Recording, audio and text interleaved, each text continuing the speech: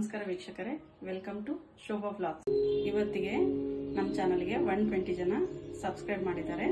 ಇದೇ ರೀತಿ ನನಗೆ ಸಪೋರ್ಟ್ ಮಾಡ್ತಾ ಇರಿ, ನಮ್ಮ ಚಾನಲ್ನ ಸಬ್ಸ್ಕ್ರೈಬ್ ಮಾಡ್ತಾ ಇರಿ. ನಾನಿವತ್ತು ಸೊಪ್ಪಿನ ಸಾರು ಮಾಡ್ತಾ ಇದ್ದೀನಿ. ನಾನು ಮಾಡೋ ಸೊಪ್ಪಿನ ಸಾರು ತುಂಬಾ ಜನ ಇಷ್ಟಪಟ್ಟು ಊಟ ಮಾಡ್ತಾರೆ. ಈ ಸೊಪ್ಪಿನ ಸಾರು ಹೇಗ್ ಮಾಡೋದಂತ ನನ್ನ ವೀಕ್ಷಕರಿಗೆ ಹೇಳ್ಕೊಡ್ತಾ ಇದ್ದೀನಿ. ಬನ್ನಿ ಹೇಗ್ ಮಾಡೋದು ಅಂತ ನೋಡೋಣ. 1 ಬೌಲು ತೊಗರಿಬೇಳೆ, 1/2 ಬೌಲ್ ಅವರೆಬೇಳೆ, ಎರಡನ್ನೂ ಕ್ಲೀನಾಗಿ ತೊಳ್ಕೊಳ್ಳೋಣ. ಕುಕ್ಕರ್ಗೆ 2 ಗ್ಲಾಸ್ ನೀರು ಹಾಕ್ತಾ ಇದ್ದೀನಿ. ಬೇಳೆ ಬೇಯೋದಕ್ಕೆ ಇದು. ಈ ಕುದಿಯೋ ನೀರಿಗೆ ತೊಳೆದಿಟ್ಟಿರುವಂತ ಬೇಳೆ ಹಾಕ್ತಾ ಇದ್ದೀನಿ.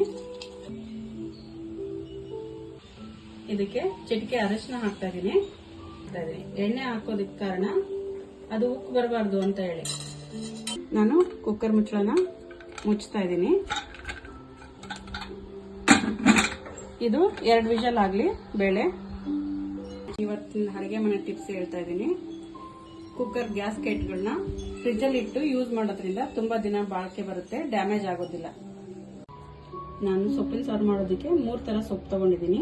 ಪಾಲಕ ಸೊಪ್ಪು, ಮೆಂತ್ಯ ಸೊಪ್ಪು, ಚಕ್ಕೋತ ಸೊಪ್ಪು. ಈಗ ಬೇಳೆ ಬೆಂದಿದೆ.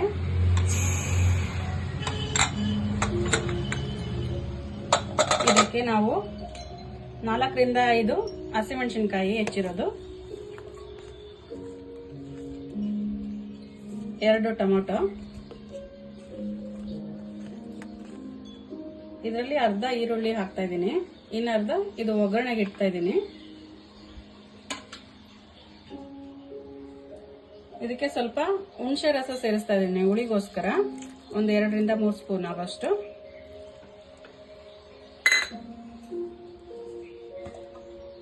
ರುಚಿಗೆ ತಕ್ಕಷ್ಟು ಉಪ್ಪು ಹಾಕ್ತಾ ಇದ್ದೀನಿ.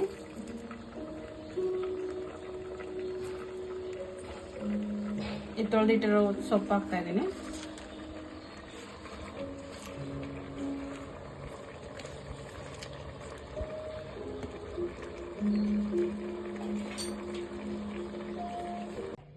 ಇವಾಗ ಸೊಪ್ಪಿನ ಸಾರಿಗೆ ಹಾಕೋ ಮಸಾಲೆನ ರುಬ್ಕೊಳ್ಳೋಣ.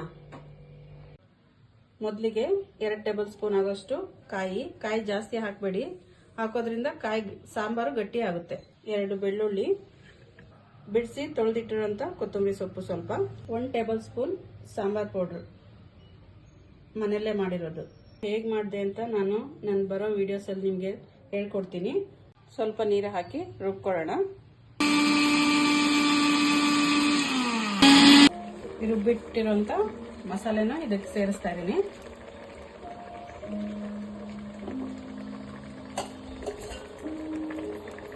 ಸ್ವಲ್ಪ ನೀರು, ಇದೇ ಜಾರ್ ತೊಳೆದಿರೋ ನೀರು ಸಾಕು.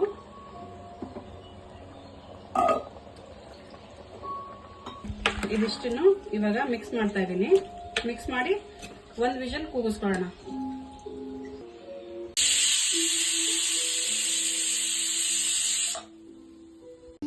ಇವಾಗ ಇದು ವಿಷಲ್ ಆಗಿದೆ.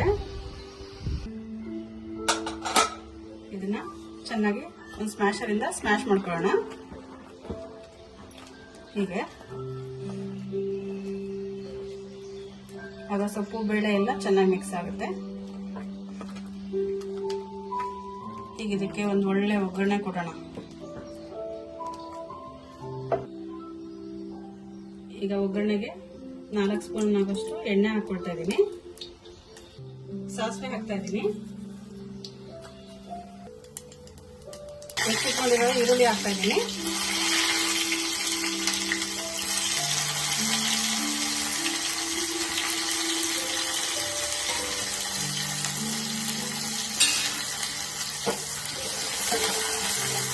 ಎಲ್ಲ ಸಾಂಬಾರುಗಳು ಒಗ್ಗರಣೆ ಹಾಕಿದಾಗ ಅದು ರುಚಿ ತುಂಬಾ ಹೆಚ್ಚಾಗುತ್ತೆ.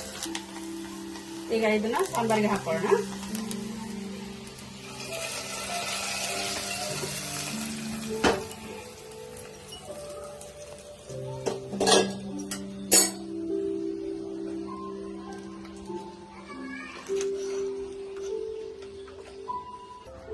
ನಾನು ಯೂಟ್ಯೂಬ್ ಚಾನೆಲ್ನ ಸ್ಟಾರ್ಟ್ ಮಾಡೋದಕ್ಕೆ ಮೇನ್ ರೆಸಿಪಿನೇ ಈ ಸೊಪ್ಪಿನ ಸಾರು. ನನ್ನ ಫ್ರೆಂಡ್ಸ್ ಎಲ್ಲ ತುಂಬಾ ಜನ ಇಷ್ಟಪಡ್ತಾರೆ ಈ ಸಾಂಬಾರ್ನ.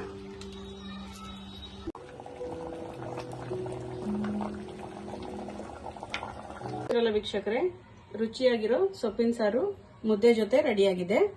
ನೀವು ಮನೆಯಲ್ಲಿ ಮಾಡಿ ನನಗೆ ಕಮೆಂಟ್ಸ್ ಮಾಡಿ. ನಮ್ಮ ಚಾನಲ್ನ ಸಪೋರ್ಟ್ ಮಾಡಿ, ಸಬ್ಸ್ಕ್ರೈಬ್ ಮಾಡಿ.